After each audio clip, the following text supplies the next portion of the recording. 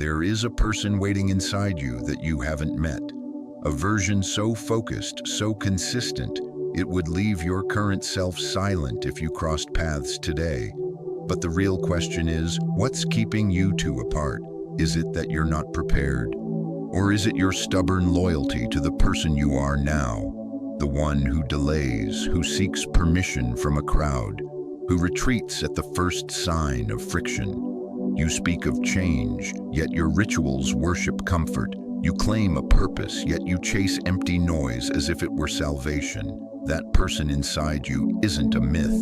It's what remains after you stop making deals with your weaker impulses, after you silence the internal noise and dismantle every story you've told yourself about perfect timing and fleeting motivation. Stoic philosophy doesn't offer you a blanket.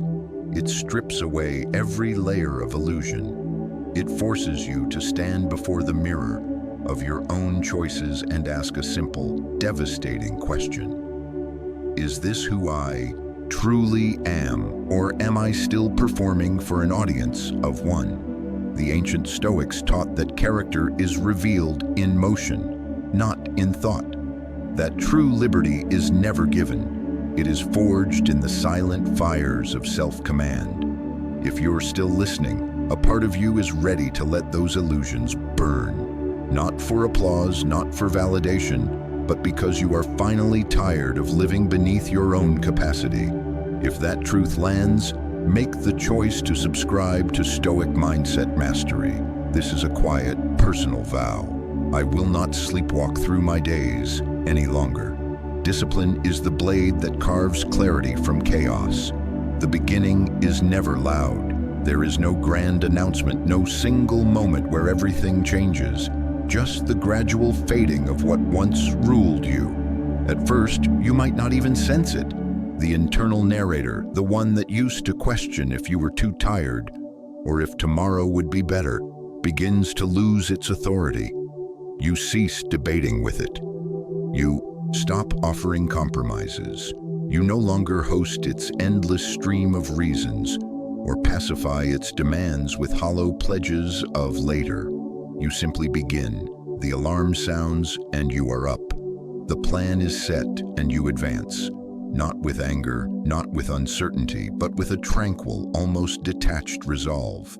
That is where the real shift occurs, because the majority are still in endless discussion with themselves, still weighing if they're in the mood to live the life they claim to desire. They are trapped in constant negotiations, forever trying to purchase progress with the currency of comfort, forever hunting for a painless path through commitment. When you abandon that internal bargaining, you enter a realm most never see. They won't pinpoint what's different, but they will feel it. You no longer react on their schedule. You don't buckle under weight. You don't justify your steps. And this new version of you, it creates unease, because it is direct, unambiguous, and pure. It leaves no space for their insecurities, their skepticism, their quiet hope that you'll shrink back to a size that makes them comfortable. The reality is, when you stop asking for consent, especially from the fragile parts within, you step outside the predictable cycles that govern ordinary existence. You are no longer a servant to momentary pleasure. You are guided by something foundational: duty, vision, resolve. There's a profound intensity in that choice, not aimed at others, but directed at the fragments of your old self that once held you captive. The voice that advised you to wait, the voice that urged you to be reasonable, the voice that whispered you had done enough. Every instance you act without discussion, you widen the divide between your past and your future. That space expands, and the ancient habits, the old urges, they start to weaken. First they protest, then they murmur, then they go quiet. And that silence is profound, because it's the instant you understand you are no longer owned by your fleeting desires. You are no longer a prisoner to your doubts. You belong to your own word. That is the chasm between those who evolve and those who remain in loops. Many believe freedom is doing whatever you wish. But as the philosopher Epictetus taught, no one who is not master of themselves is ever truly free. Self-discipline is not a cage. It is the tool that cuts through indecision and delivers lucidity. You do not act because an emotion compels you. You act because that is your nature now, and that identity is unbreakable because it is built not on sentiment, but on principle, on repetition, on steadiness earned in solitude, never broadcasted for acclaim. Here is the paradox most overlook. They imagine discipline as suffering, as limitation. But when you inhabit it fully, it feels like profound relief. There's no morning debate, no evening shame, no emotional spiral between failure and remorse. There is only forward, motion, steady, clean, intentional. People will start to notice, though they can't articulate why. You haven't proclaimed a thing, you haven't posted a manifesto, but your very presence communicates more than your past ever did. It's in your posture, the way you see through distraction instead of engaging with it, the way you continue to appear when others would have quit long before. That is what makes you formidable.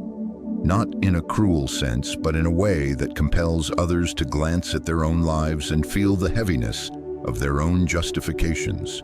You are not without feeling. You've simply stopped waiting for the right feeling. You are not a machine. You are deliberate. And that distinction between motion driven by crystalline purpose and motion driven by passing emotion is the distinction between constructing something that endures and collapsing back into disorder. This is why you start with the smallest action, because silencing the negotiator within is not a single event. It is a practice. You don't argue with your diversions. You outlast them. You don't plead with your mind to cooperate. You condition it, repetition by repetition. And each day you do, the former self, the one that hesitated, questioned, and complained, diminishes a little more, until one day you meet your own gaze in the mirror, and you understand. You didn't merely adopt discipline, you became consequential. Not because you can command others, but because you can now command yourself. That is what creates distance, that you don't plead for motivation, that you don't halt to offer emotional explanations, that you simply proceed.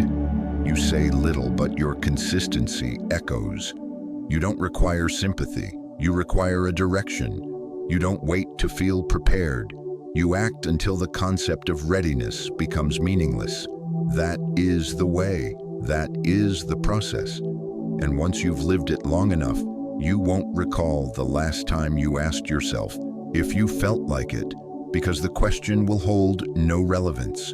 It no longer has a place in your mind. That version of you that once paused, once justified, once needed persuasion, it is gone. And standing in its place is someone who doesn't vacillate, doesn't inquire, doesn't require. Someone who moves, acts, and becomes. There was likely a time you announced every decision, every new goal, every plan for transformation.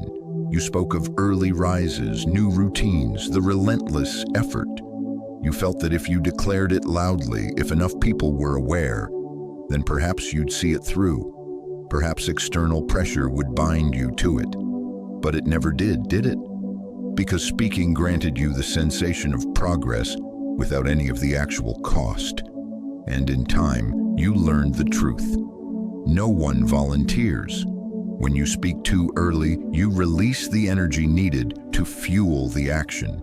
You vent the pressure before it can be converted into power. Authentic change doesn't require a stage. It doesn't need spectators. It demands quiet. Not because you are concealing anything, but because you are finally at home within your own resolve. You don't have to explain the labor when you have become the labor. That is the pivotal moment. It is curious how silence becomes your shield. Not because it guards you from others, but because it protects your attention from their static. The instant you cease sharing every detail is the instant you stop seeking endorsement. And without that hunger for validation, you gain something far more valuable than praise: grounded presence. People who once felt connected might start to say, "You seem remote, detached, even cold." But what they're actually sensing is your newfound stillness. And stillness is deeply unsettling to those who live in tumult, because most don't know how to exist without noise. They grow anxious in quiet. They crave constant feedback to feel real. But discipline doesn't seek the spotlight. It becomes the focal point. You enter a space without a word, and the atmosphere shifts. Not because you demand deference, but because your silence demands self-respect. It's in your gaze, the way you no longer explain, the way your actions arrive, final and unannounced. You've become something they cannot decipher, and what people cannot decipher, they often regard with caution. At first, that silence feels odd, as if you're withholding, but eventually it becomes peace. You realize how much vitality you wasted, narrating your journey to those who were never walking your path, to people who didn't comprehend the gravity of your aim yet felt permitted to critique it. So you release it. You release the need to make them comfortable with your evolution. And in that quiet, you grow more swiftly, more profoundly, because no one is interfering, no one is opining, no one is casting their own limitations onto your work. It's just you, the path, and the rhythm of your own breath.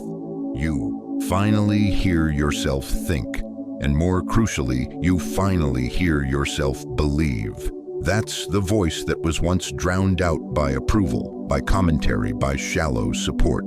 Now it is clear. Now it guides. The Stoics grasped the worth of this inner quiet. Marcus Aurelius reflected that the more we prize things outside our command, the less command we retain.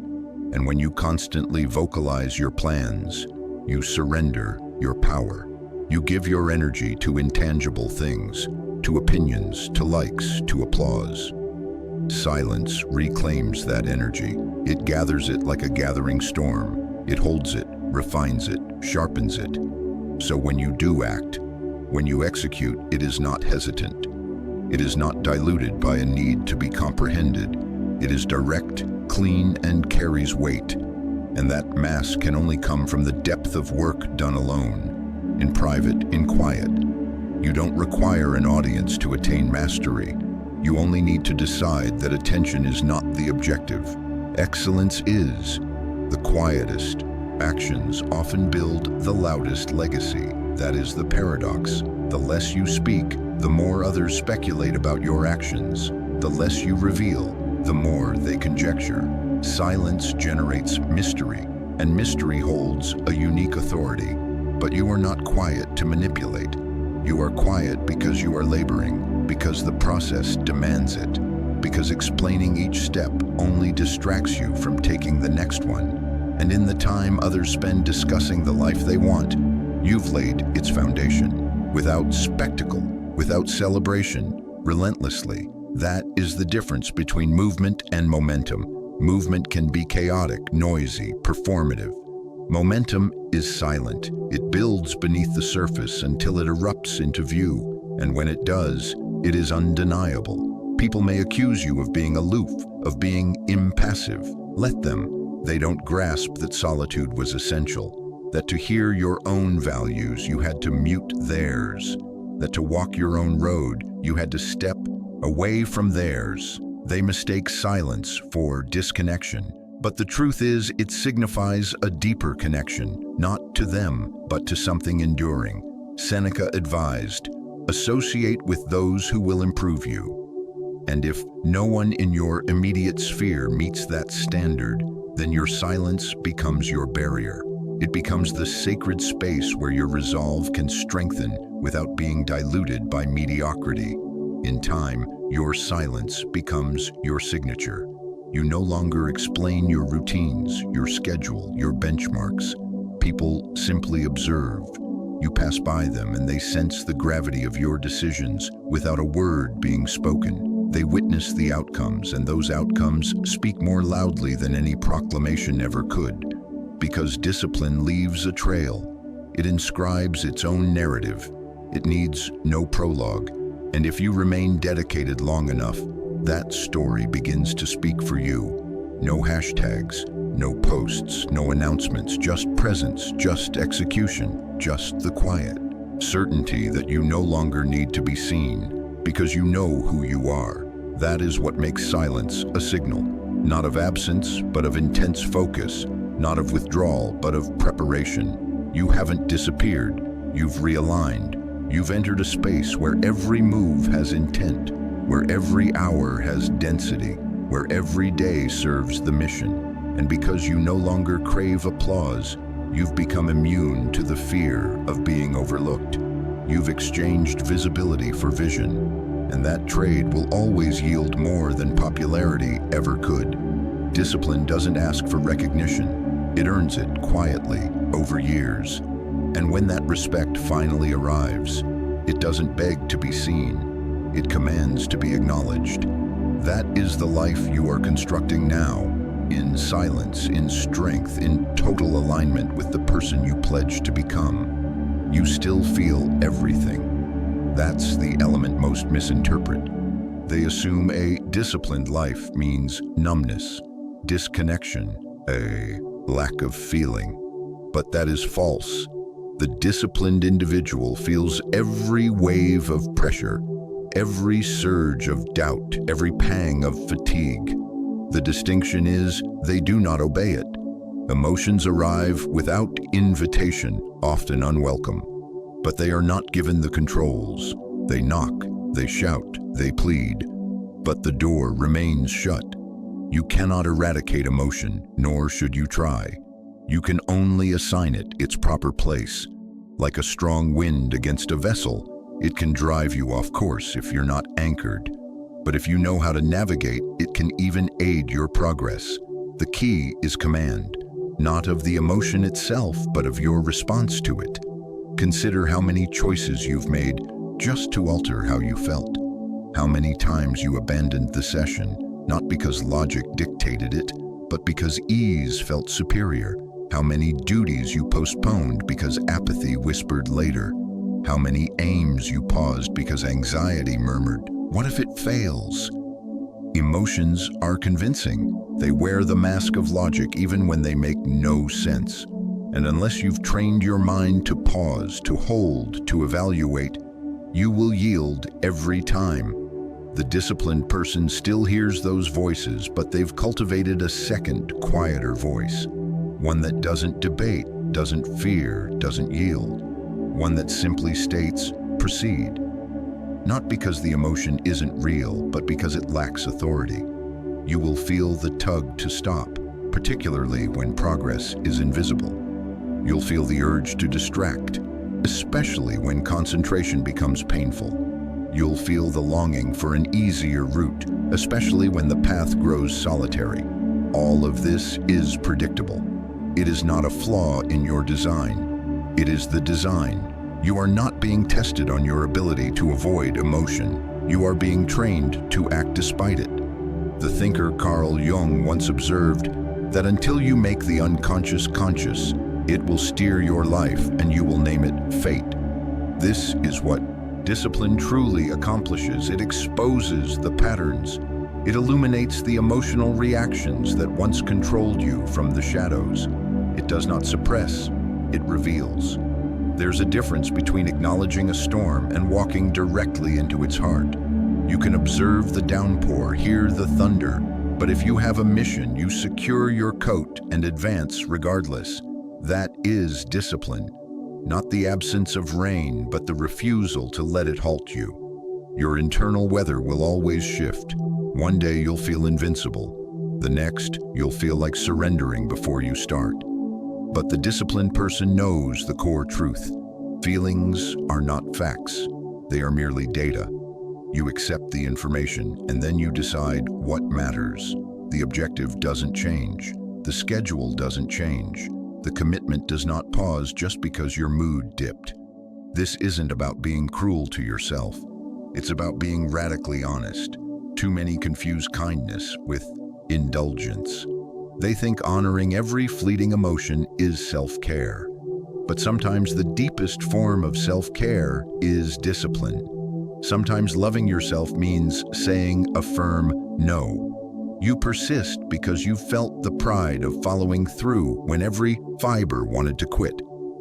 And you felt the regret of choosing comfort over growth. That contrast educates you more than any text ever could.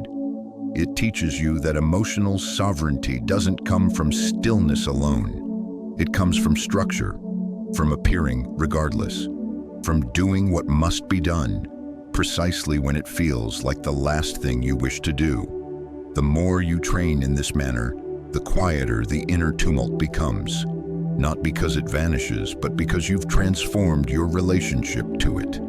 You no longer panic when uncertainty arises. You simply breathe. You no longer fragment under irritation. You simply adjust.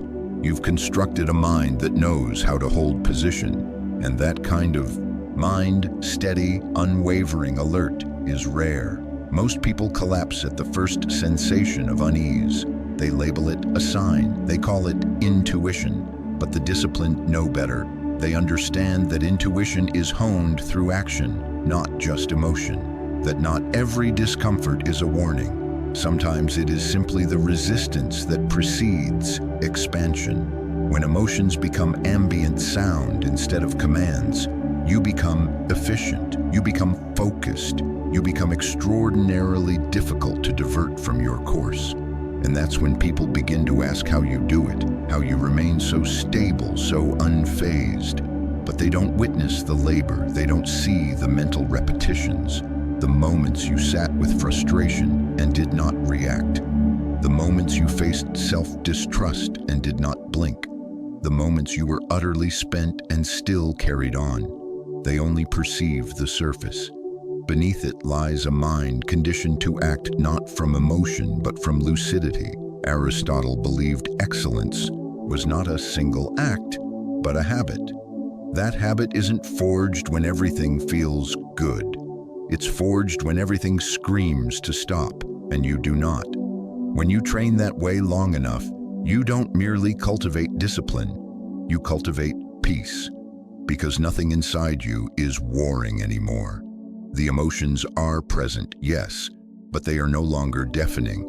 They are no longer pulling you in opposing directions. They have been acknowledged, but they have also been calmly, consistently overruled. And that calm is what makes the disciplined so disquieting to others, because when you cannot be easily swayed, you become uncommon. And when you become uncommon, you become potent, not because you dominate the world, but because you have finally learned how to lead yourself. You don't need to astonish the world to be powerful. You don't need to manufacture surprises or reinvent yourself monthly to feel significant. You only need to become a person whose word, especially to yourself, is law. Predictability, as most conceive it, sounds dull. It sounds like stagnation, but there exists a different kind. The kind that doesn't bend when the wind shifts. The kind that doesn't inquire how difficult the day will be before deciding how much to give.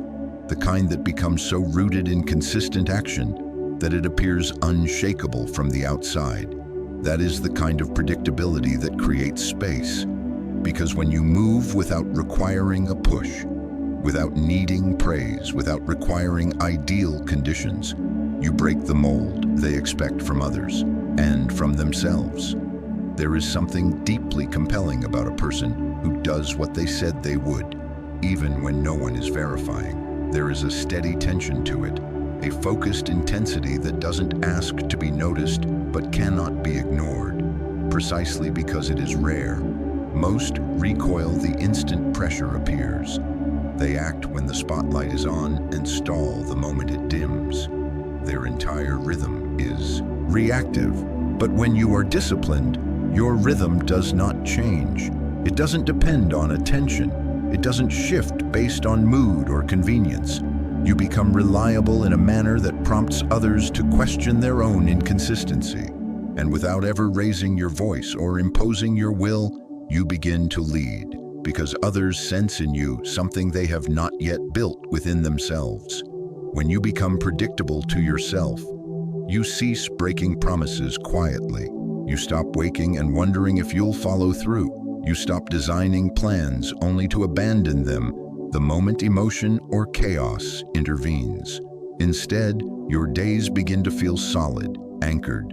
You build momentum not because everything is perfect, but because you are no longer deliberating. You've already decided. And when something is already decided, energy is not squandered on convincing yourself anew. You simply move, like gravity, like the turning of seasons, like a fundamental law, as Carl Jung put it.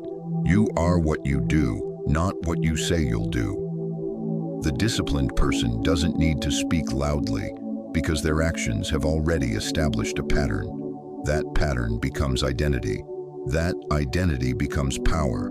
Not power over others, but power over uncertainty, power over hesitation, power over the emotional tides that pull most people out of alignment. When you act predictably, not because you're observed, but because it is simply who you are now, existence transforms, not dramatically at first, but incrementally, brick by brick. You earn something that cannot be counterfeited, self-regard. And that regard becomes your foundation. It is simple to set objectives. Everyone does. It is simple to discuss ambition. Everyone possesses some version, but the rarest sight is someone quietly building every single day, even when no one applauds, even when results are months distant, even when the road is repetitive and offers no thanks. That kind of person begins to move differently. They don't hurry to prove themselves. They don't over-explain their intentions. They don't speak much of their discipline because they don't need to. The evidence is everywhere, in their vitality, in their habits, in their tone, in their capacity to remain calm while others unravel. Because someone who commands their daily actions eventually gains command of their entire life. And when people witness that caliber of consistency, they don't always applaud. Sometimes they resist. Sometimes they ridicule or misunderstand, because seeing someone so focused, so steady, reminds them of what they are not doing. It reveals the zones in their own life where they've allowed comfort to lead. But you are not trying to reveal anyone. You are simply following through again and again and again. And with each sunrise, you stop needing permission. You stop needing motivation. You stop needing the external world to align before you take the next step. You become your own sovereign authority. Marcus Aurelius once wrote, "Waste no more time arguing what a good person should be. Be one." That is the mentality you adopt when your actions align with your values, irrespective of the audience. You don't need to articulate your intentions because you've already embodied them. You're not chasing inspiration anymore. You're constructing it through repetition. And in doing so, you become someone others can depend on, but more critically, someone you can depend on. You've erased the internal doubt that used to whisper, "Will I actually do it this time?" Because now the answer is yes, not as a hope, but as a fact. It is already encoded into your system. There is peace in that.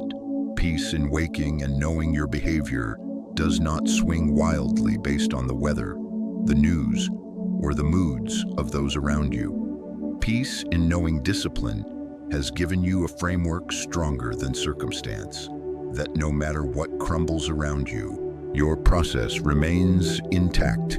And that variety of stability, it spreads. It fortifies every facet of your life. Your relationships feel different. Your work sharpens. Your mind clears because you are no longer pulled in every direction. You have a single direction. And in the rare instance when chaos attempts to intrude, you don't panic. You don't crumble. You simply pause, adjust, and return to the pattern that built you. That is what discipline grants you. A lifeline that does not waver when life does. You don't need to predict the future when you've made yourself predictable in the finest sense. You already know how you'll respond. And knowing that grants you something almost no one possesses, certainty in yourself. That certainty isn't loud, it isn't dramatic. It simply appears each day in the minor choices, the quiet victories, the repeated follow-through. And over years, those tiny moments become your legacy. Because while the world runs in circles pursuing what's novel, what's thrilling, what's effortless, you simply continue to appear. And that renders you unstoppable. Not because you move with great speed, but because you never, ever stop. There's a transition that occurs when you finally cease needing to be comprehended. At first, it feels like a loss. You stop explaining your choices, your schedule, your standards, and people withdraw. They don't know how to relate to someone no longer performing for their endorsement. They say you've changed. They say you're distant. But what they truly mean is you've stopped making them comfortable. You're not pursuing the same idols. You're not clinging to the same need to be approved. You're building an existence now that isn't about impressing people. It's about enduring gales. And when you live that way, when your days are rooted in structure instead of seeking, you begin to feel the difference. Not immediately, but gradually, steadily, like a burden you've carried your entire life simply dissolves. Discipline and detachment walk together, because authentic discipline isn't solely about structure. It's about the capacity to walk alone. It's about selecting a path with fewer eyes upon it. Less acclaim, less fanfare, but more profound peace. At some point, you realize the attention you were chasing wasn't constructing you. It was depleting you. It was binding your identity to the reactions of others. And when they approved, you felt worthy. When they did not, you questioned everything. But once you detach, once you stop requiring their nod before you take another step, you become someone they cannot control, someone they cannot anticipate, someone whose worth does not rise and fall on public opinion, but on private integrity. Carl Jung said, "The privilege of a lifetime is to become who you truly are. But to do that, you must release the version of yourself crafted for acceptance, the one shaped by the comfort zones of others. The one that diluted every ambition to avoid being labeled too much. You must let that version fade, and that fading, it is solitary. People drift, conversations feel superficial. You start to feel like a stranger in familiar settings, but that discomfort is not a signal you're lost. It's a signal you're no longer available for the life built on seeking permission. Most never reach this point. They remain tethered to the performance, to being liked, to being agreeable, even if it means never becoming what they are capable of. But you are different now. You've chosen discipline over diversion, silence over clamor, purpose over popularity. And that means you don't explain every choice. You don't attempt to make people understand why you're doing what you're doing. You simply do it. And that variety of detachment, it is potent. Because it declares, I know who I am, I know what I'm building, and I don't need you to validate it for it to be real. You'll notice something peculiar when you attain this level of focus. The more concentrated you become, the more people misinterpret you. They confuse stillness with indifference, focus with arrogance, distance with a sense of superiority. But they don't realize you're not above them. You're simply no longer available for anything that pulls you off mission. Your time has mass now. Your boundaries are firm. Your energy is earned. And not everyone can accommodate that shift. But you weren't constructing this life to be understood. You were constructing it to be lived. Seneca once reflected, if you live in harmony with nature, you will never be poor. If you live according to what others think, you will never be rich. And that is the distinction. The richest existence isn't one filled with followers, likes, or endless praise. It's a life with space, a life where you move with intention, anchored in your values, not dragged by the values of another. When you detach from approval, you cease pleading for scraps of attention. You cease diminishing to remain palatable. You grow not for applause, but because growth is your nature now. And here is what most will not tell you. Detachment is not cold. It is not unfeeling. It is not selfish. It is focused. It is clear. It is rooted in something deeper than social performance. It's built on an internal compass that doesn't spin every time someone voices an opinion. That variety of clarity is rare. And because it's rare, it feels foreign initially. But in that clarity, you discover peace. Because you are no longer reacting to everyone else's version of your life. You are finally living your own. You begin to see how much of your past was molded by the fear of being misjudged, how often you agreed to avoid tension, how frequently you betrayed your own standards to preserve a superficial peace. But peace is not the absence of conflict. It is the presence of alignment, and genuine alignment only arrives when you stop asking the world to cheer your progress and start appearing whether they see it or not, whether they approve or not, whether they remain or not. That is where the power resides, in the quiet refusal to explain, in the decision to continue without asking who is coming with you. You will lose people. That is inevitable. But what you gain, clarity, alignment, sovereignty, is worth every connection you leave behind, because once you detach from needing their comprehension, their support, their praise, you cease being a reflection of other people's apprehensions. You become a mirror of their potential, and not everyone wishes to see that. But you did not come here to be soft. You came here to build something authentic. You don't need to be liked to live well. You don't need to be followed to be effective. What you need is to be honest, disciplined, and detached from the need to be received in any particular manner. You walk your path not because it is celebrated, but because it is yours. And in the end, the world won't remember the one who blended in. They'll remember the one who stood firm in their truth, while everything around them pleaded for them to bend. And you will rest peacefully, knowing you did not bend. You simply built, quietly, consistently, alone if necessary, but never lost, only free. Your exhaustion isn't from pushing too hard. It's from living beneath your capacity, and in your depths. You know this. It's not the workload that drains you. It's the weight of compromise. It's waking with a plan and watching it slip away before midday. It's breaking your own word more times than you can tally. That is the fatigue no amount of sleep can remedy, because every instance you lower your standard to simplify things, you surrender a fragment of your strength, not just physically, but mentally, spiritually. You begin to believe you cannot hold yourself to anything higher. That belief solidifies into a pattern. That pattern becomes your life. Low standards are deceptively heavy. They feel light in the moment because they permit shortcuts, excuses, softness. But over the long term, they cost far more than they promise. They trap you in cycles of temporary relief, followed by profound regret. You feel guilt, then drive, then depletion, then guilt again. And around you go, wondering why nothing feels stable.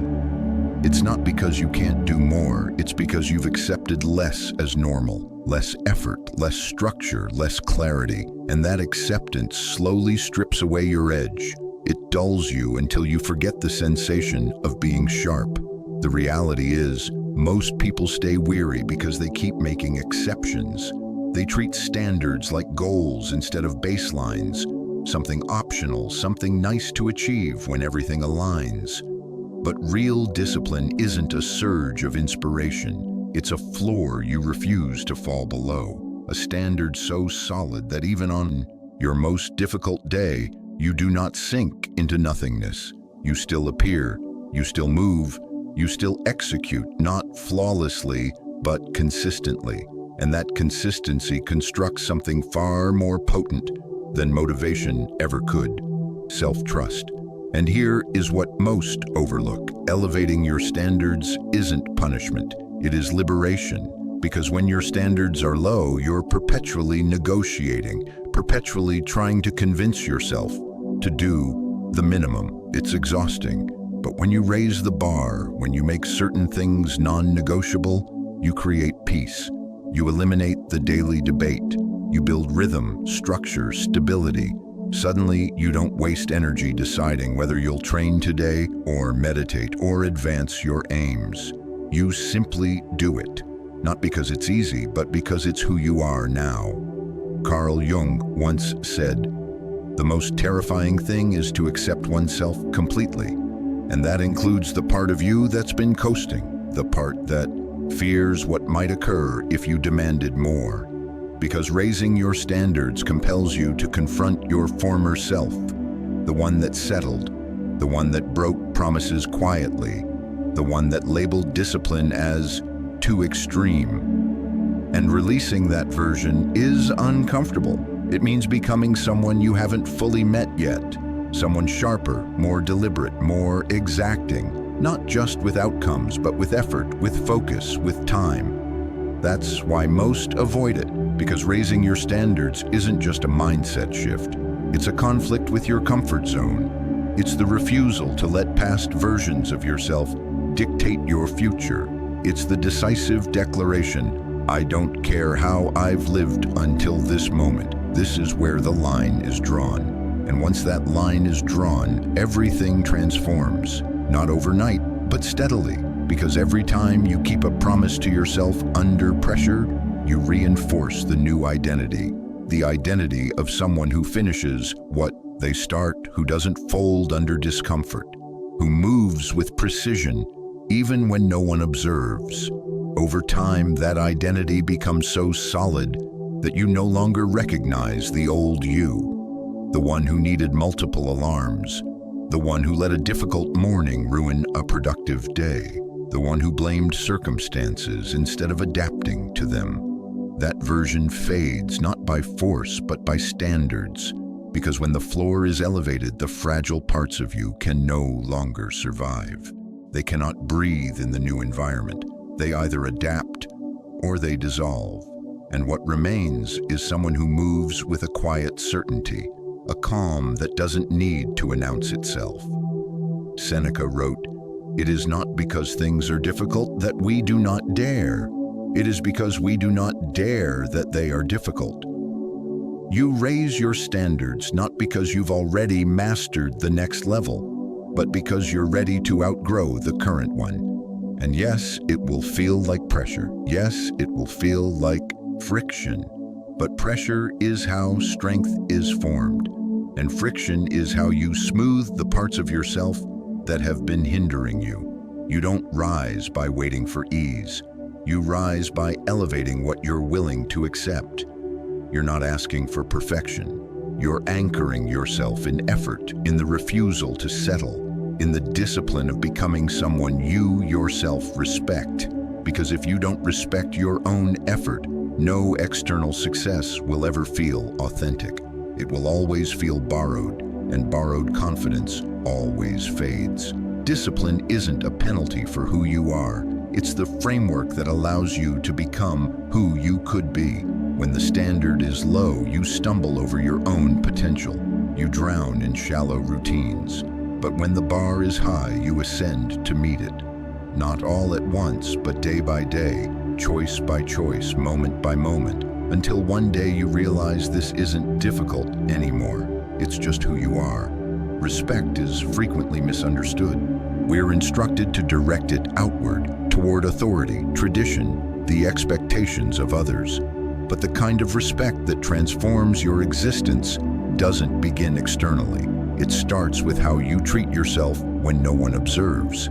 Every time you delay, skip the session, cut a corner, or break a promise made to yourself, it erodes something deeper than productivity. It erodes trust. Not trust from others, but trust from within. And when you lose that, it doesn't matter how confident you appear externally. You'll always carry the weight of knowing you've been bargaining with your own potential. Discipline isn't about perfection. It's about self-honor.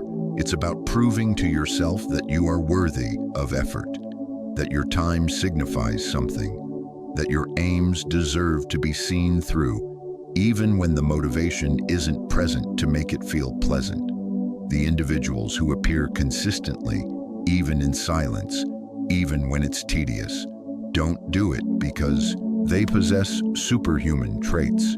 They do it because they've made a decision. I matter enough to take myself seriously. And once that standard is established, your behavior begins to match. You stop manufacturing excuses. You stop explaining why it didn't happen. You simply follow through, quietly, deliberately, as if it's non-negotiable. Because it is. That's the shift most never make. They continue treating their goals as ideas, not obligations, as possibilities they may or may not pursue, as flexible suggestions. But what occurs when you treat your focus as a precious resource? What occurs when your time becomes sacred? You begin to walk differently. You speak less, but everything you accomplish communicates more. People sense the difference. You carry a gravity, not because you're loud or demanding, but because your consistency builds mass. It generates presence, and presence is rare in a world saturated with noise. Discipline creates space, not just in your schedule, but in your spirit. It clears the clutter of indecision. It cuts through distraction. It instructs you how to prioritize what truly matters over what temporarily feels agreeable. When you're disciplined, you don't have to hurry. You don't have to scramble. You're no longer at war with time because you're aligned with it. You don't let your days slip through your fingers. You grasp them. You utilize them. You make them count. And in doing so, you begin to appreciate who you see in the reflection. Not because you've arrived, but because you've stopped fleeing from your own standards. And that reflection starts to guide everything, the way you nourish yourself, the way you move, the way you communicate, the way you think.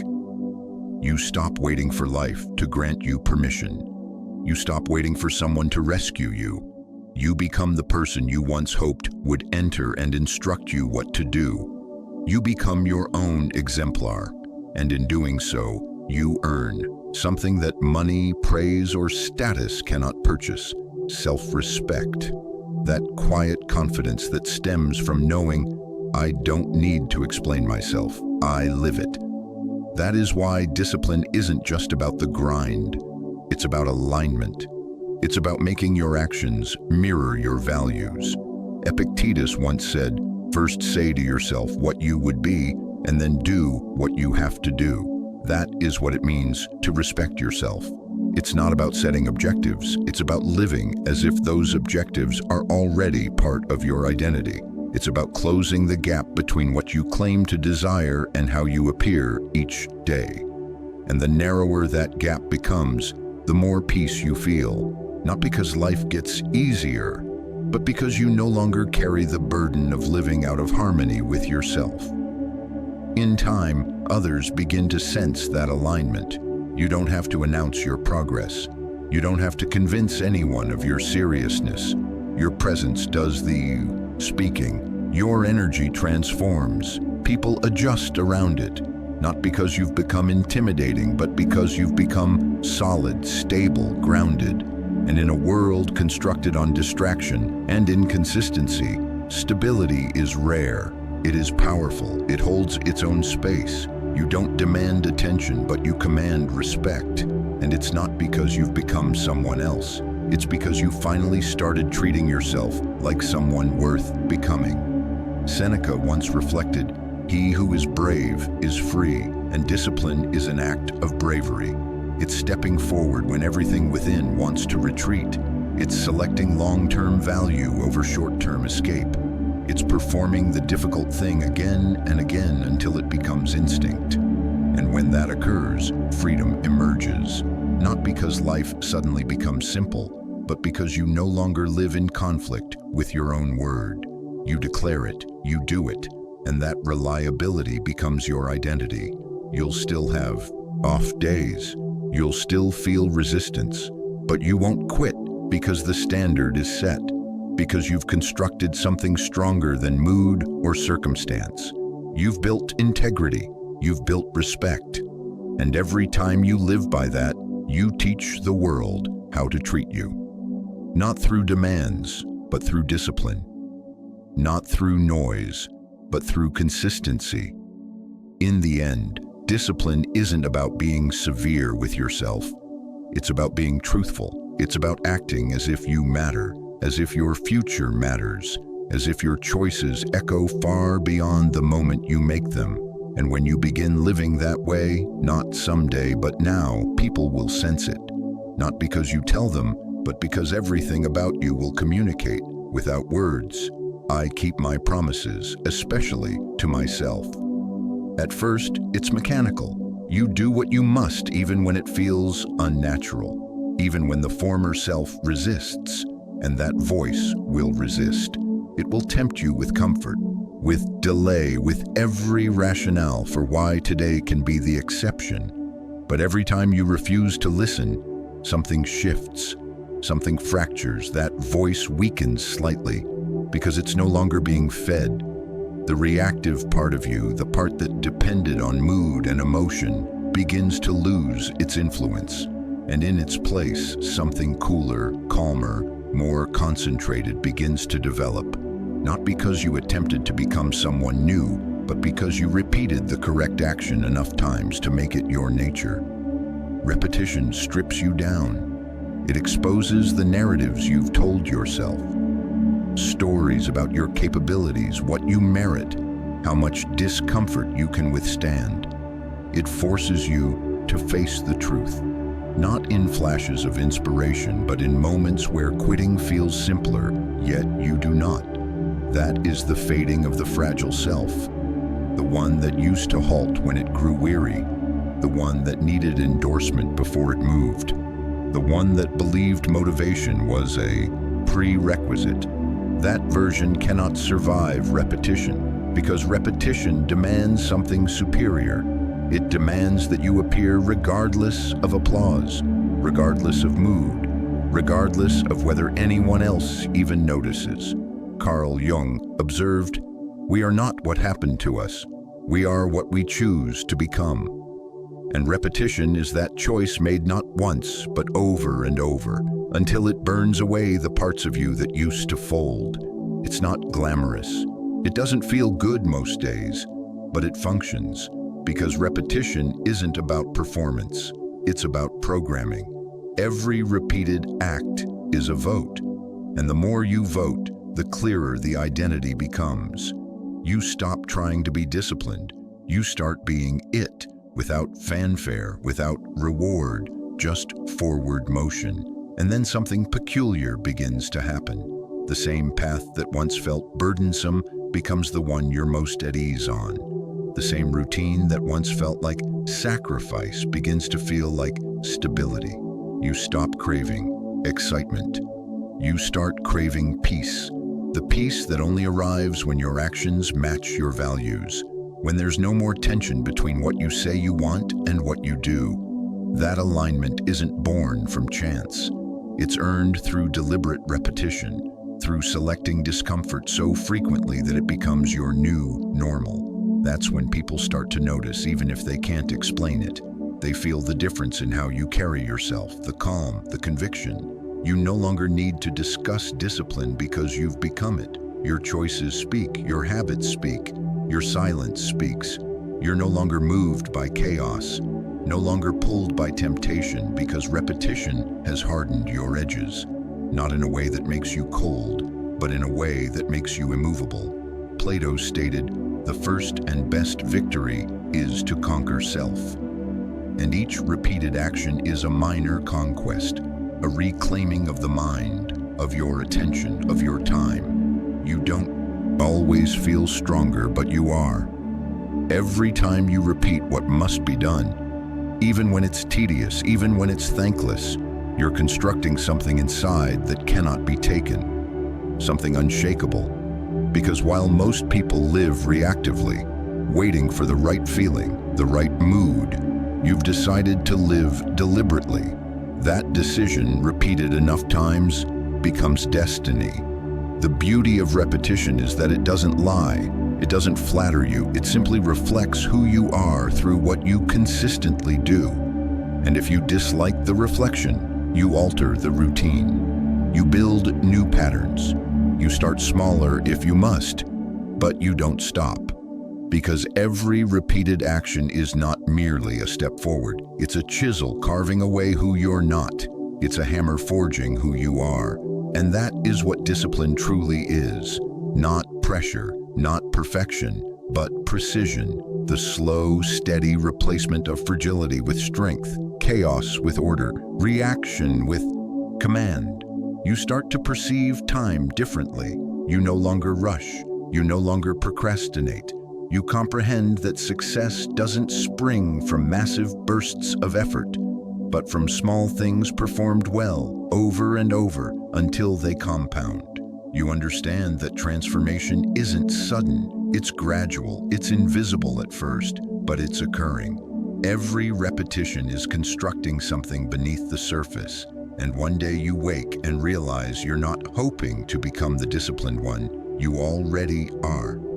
Seneca once wrote, "It is not that we have a short time to live, but that we waste a lot of it." Repetition protects you from that waste. It saves you from the chaos of perpetually restarting, because every time you stop and restart, you lose momentum. But every time you repeat, even imperfectly, you gain it. That gain becomes compounding, and over years, it becomes a force no one anticipates until it arrives. And when it arrives, when the disciplined version of you finally emerges, it doesn't look dramatic, it looks grounded, solid, reliable. You walk with purpose, you act with restraint, you speak less, but everything you say carries weight, because you've done the work behind the words. You've earned your own respect, and once you've done that, everything else follows. Discipline isn't built in one day, it's built in every day, in every choice that states, "I'll do it again," even when it's hard, especially when it's hard. Repetition doesn't merely alter your habits, it alters your identity. And when identity changes, everything else does too. The old you fades, the one who hesitated, who needed to feel ready, who always found a reason. And what remains is someone who simply moves forward, who does the work, who appears, who does not stop, not because it's easy, but because it's who you've become. The disciplined version of you is not a fantasy. It's a decision made in silence, forged in repetition, and lived without apology. You don't need more time. You need more truth. So take one more step, and then another, until you no longer recognize the person who used to wait. If this path resonates with you, show this channel your support, like this video, and subscribe to Stoic Mindset Mastery. For the next phase of your becoming, the next video on your screen is waiting for you.